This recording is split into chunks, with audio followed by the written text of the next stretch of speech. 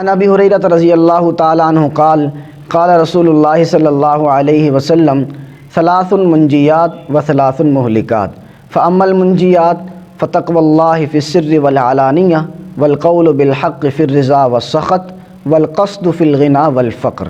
سیدنا ابو ہریرہ رضی اللہ تعالیٰ عنہ نبی اکرم صلی اللہ علیہ وسلم سے نقل کرتے ہیں کہ نبی اکرم صلی اللہ علیہ وسلم نے فرمایا، انسان کو تین چیزیں ہلاکت سے بچانے والی ہیں اور تین چیزیں انسان کو ہلاکت میں ڈالنے والی ہیں۔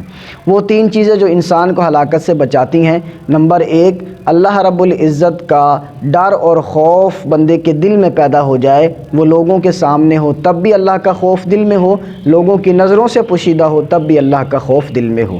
نمبر دو، حق بات کہنا، جس سے حق بات کہی جا رہی ہے وہ حق بات سننے سے راضی ہو یا ناراض ہو۔ اور نمبر تین، مالداری اور فقر دونوں حالتوں میں اعتدال کی صورت اختیار کرنا۔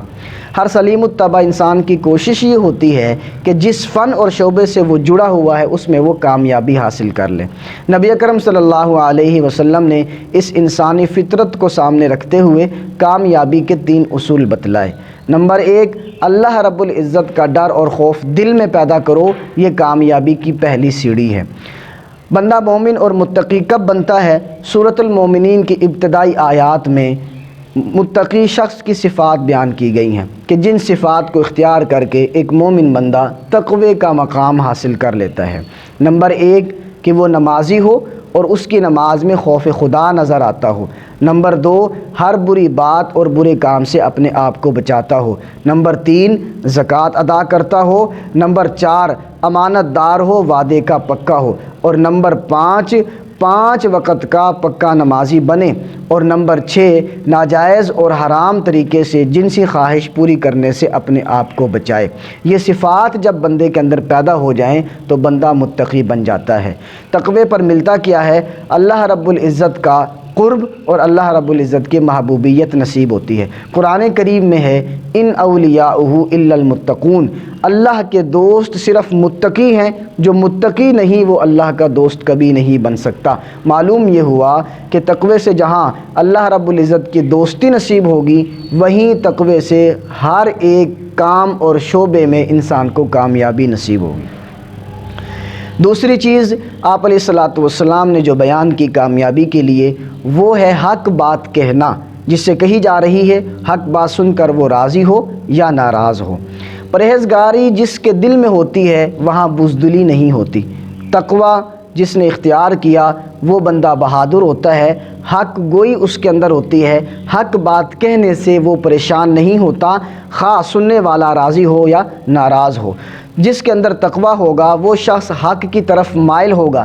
جب حق کی طرف مائل ہوگا تو حق بات کہے گا، اگر تقوی نہیں ہے تو حق کی طرف مائل بھی نہیں ہوگا اور حق بات کہہ بھی نہیں سکے گا۔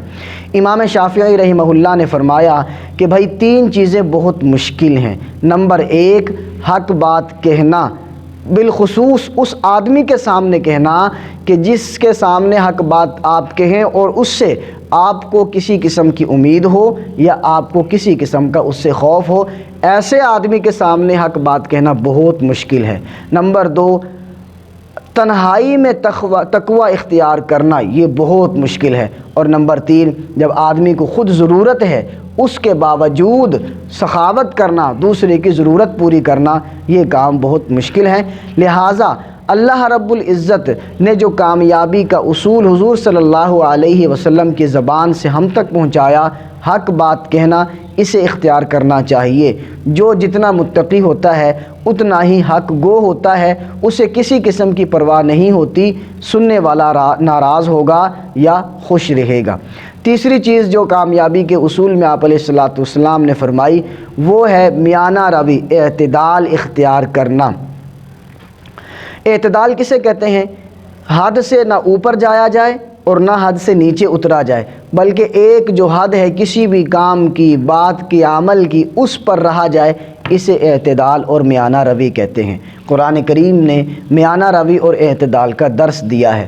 وَاقْصِدْ فِی مَشْیِکَ، اپنی چال تک میں اعتدال اور میانہ روی اختیار کرو، حد سے آگے نہ نکلو اور نہ حد سے نیچے اترو۔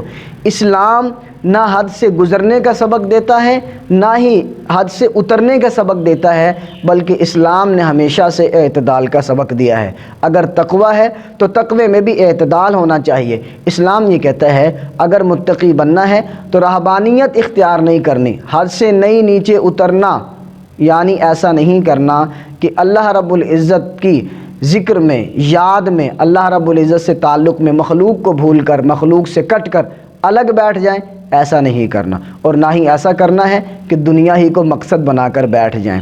لہٰذا مالداری ہو، اخلاقیات ہوں، دینداری ہو، سب میں اعتدال ضروری ہے۔ اگر ہم ان 3 اصولوں کو اپنی زندگی کا حصہ بنا لیں تو ہم دنیا میں ہوں یا دین کے کسی شعبے میں ہوں، جس شعبے اور فن سے بھی ہمارا تعلق ہوگا، ہمارے لیے کامیابی کی راہیں کھلتی جائیں گی۔ اللہ رب العزت عمل کی توفیق عطا فرمائے۔